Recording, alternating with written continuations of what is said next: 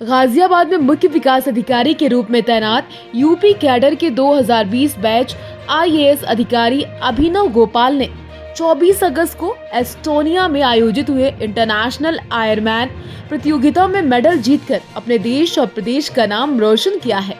IAS अभिनव गोपाल से दैनिक भास्कर ने इस उपलब्धि पर खास बातचीत की है। आइए डालते हैं एक नजर। इस वक्त बातचीत करने के लिए 2020 बैच के आईएएस अभिनव गोपाल इस वक्त हमारे साथ मौजूद हैं, जो कि गाजियाबाद में मुख्य विकास अधिकारी के पद पर भी तैनात हैं। इस अधिकारी के साथ साथ इंटरनेशनल एथलीट भी हैं। इसको लेकर बातचीत करेंगे। सर, एक प्रतियोगिता थी, उसमें सर देश और प्रदेश का नाम रोशन किया आपने, क्या कहेंगे सर, किस तरह की प्रतियोगिता थी? ये जो प्रतियोगिता थी ये आयरनमैन ट्रायथलॉन की प्रतियोगिता थी, जिसमें बेसिकली हम लोगों को 3.8 किलोमीटर स्विमिंग करनी होती है और उसके बाद 180 किलोमीटर साइकिलिंग करनी होती है और उसके बाद 42 किलोमीटर मतलब फुल मैराथन भागना होता है और इसके लिए करीब 17 घंटे की जो है टाइम में इसको कंप्लीट करना होता है। तभी आप जो है आयरनमैन ट्रायथलीट के रूप में जाने जाते हैं या आपको वो उपाधि मिलती है।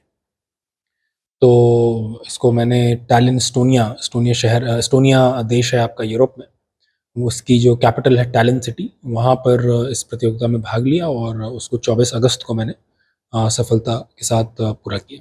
सर, किस तरह से आपने ट्रेनिंग की थी और सर इस कार्यभार के साथ साथ भी आपने समय निकाला, सर कैसे होता था मैनेज? बिल्कुल, क्योंकि कार्यभार काफ़ी ज़्यादा रहता है और मुख्य विकास अधिकारी के रूप में हमें हर तरह की जो है कार्य का संपादन भी करना होता है।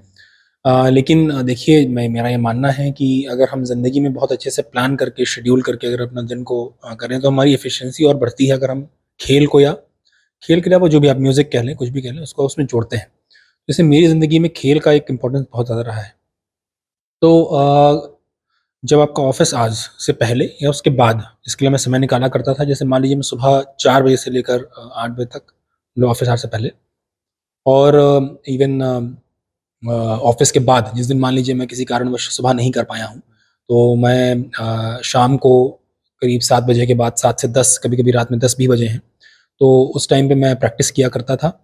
और मेरा मेन जो टारगेट रहा करता था कि जो हमारे संडेज़ हैं, संडे की सुबह स्पेसिफ़िकली मैं कहूँगा, तो सुबह 4 से 8 तक 3-4 घंटे की जो हमारी प्रैक्टिस चाहिए होती है, क्योंकि 180 किलोमीटर साइकिल जो जैसे बताया मैंने आपको, वो करीब साढ़े 5 से साढ़े 6 घंटे ले लेती है जब आप कंप्लीट करते हैं इसको। तो उतनी आपको प्रैक्टिस भी करने की आवश्यकता पड़ती है और ये तीनों आपको एक साथ करना होता है, तो आपको एक साथ भी इनको प्रैक्टिस करना पड़ता है, इसलिए समय चाहिए होता है। तो इसीलिए मैं इस तरह के समय को बनाया करता था, उसको बेहतर करा करता था और यह मुझे कहने में कोई कोताही नहीं होगी कि इससे मेरी एफ़िशिएंसी भी बढ़ी थी और कहीं न कहीं काम को और बेहतर ढंग से करने के लिए एक प्रेरणा मिलती थी। सर, गाजियाबाद में साइकिल ट्रैकिंग के लिए, प्रैक्टिस के लिए जगह नहीं है, कहाँ पर प्रैक्टिस करते थे आप? और तैरने की प्रैक्टिस, इस टाइप की स्विमिंग कैसे होता? बिल्कुल सही कहा आपने, क्योंकि देखिए गाज़ियाबाद बहुत ट्रैफ़िक वाली जगह है, यहाँ पर सड़कों पे जाकर साइकिल करना मुमकिन नहीं हो सकता था। परंतु तब भी जैसे, क्योंकि सुबह का समय ऐसा होता है जब आपका ट्रैफ़िक नहीं होता है, तो वो हो सकता है नोएडा ग्रेटर नोएडा एक्सप्रेसवे पे मैं कभी निकल जाया करता था, कभी मैं पेरिफेरल एक्सप्रेसवे पे निकल जाया करता था। ऑब्वियसली विद आपको प्रिकॉशन लेने होते हैं। संभवतः आपको अपने पीछे गाड़ी भी रखनी पड़ सकती है, क्योंकि एक्सीडेंट होने की संभावना हमेशा बनी रहती है।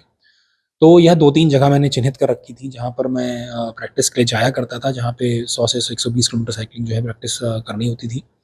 रनिंग के लिए मैं ऑब्वियसली कई जगहों पर करता था, वो कभी नेहरू पार्क, जो हमारा नेहरू पार्क है, वहाँ पे मैंने कर लिया, घर के पास है मेरे। या उसके अलावा महामाया स्टेडियम कभी चला गया, कभी सीबीआई अकेडमी चला गया, या कभी संजय नगर का जो एक काफ़ी अच्छा एरिया है, वहाँ पे भी रनिंग मैं करा करता था। और तैराकी के लिए, क्योंकि ये ओपन वाटर होता है, देखिए वहाँ पे हमें समुद्र में हमने तैराकी करी थी, तो समुद्र तो हमें यहाँ नहीं मिल सकता, परंतु ये है कि ओपन वाटर के लिए हम लोग अरावली की पहाड़ियों भी जाया करते थे। 2-3 बार हम लोगों ने वहाँ पर अरावली की पहाड़ियों में भी जो पुराने माइनिंग के क्वारीज़ हुआ करती थी, उसमें पानी अब भरा हुआ है, तो वहाँ पे भी हम लोगों ने इसकी प्रैक्टिस करी। इस तरह से मतलब 3 जो इसके पार्ट होते हैं, 3 जो स्पोर्ट्स के डिसिप्लिन इसमें पार्ट होते हैं, उसकी प्रैक्टिस इस तरीके से गाज़ियाबाद में हो गई। सर, गवर्नमेंट लगातार जो है स्पोर्ट्स को बढ़ावा दे रही है, उसको लेकर आपको सर कितनी जो है मदद वहाँ से मिली है गवर्नमेंट से?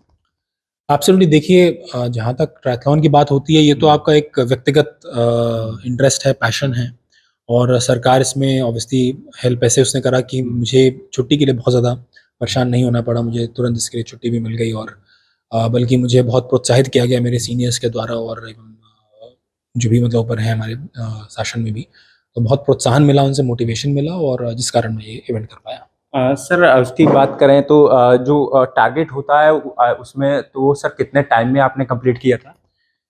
जैसा मैंने बताया था कि 16.5 घंटे 17 घंटे करीब कट हम्म। ऑफ इसमें रहता है, तो हम्म। इसमें मैंने 14 घंटे के अंदर इसको ख़त्म किया था इस इवेंट को।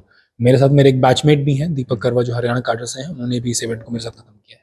चलिए धन्यवाद। तो ये थे मुख्य विकास अधिकारी जो कि इंटरनेशनल एथलीट भी थे। साफ तौर पर इनका कहना है जो जिस प्रकार से 16.5 घंटे उसमें लगते थे, पर लेकिन इन्होंने मात्र 14 घंटों में उसको कंप्लीट कर और आयरन मैन का खिताब हासिल किया है।